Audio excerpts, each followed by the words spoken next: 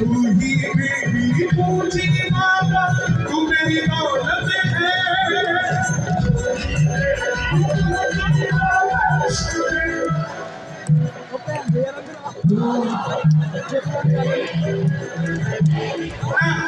ऐसे देखो, इधर वाले वृंदावन वाले, इधर वाले बरसाना वाले।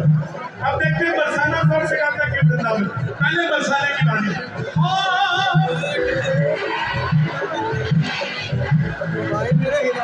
रहने देते हैं, कितनी आवाज नहीं है, मौका देगा। हाँ जी वृंदावन वालों,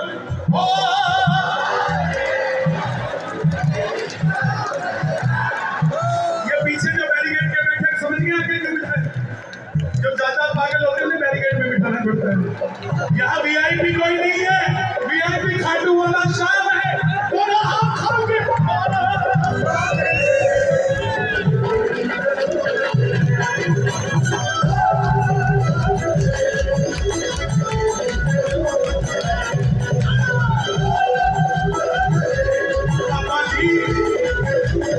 लेके जाओगे श्याम बाबा घर में, कौन कौन लेकर जाएगा?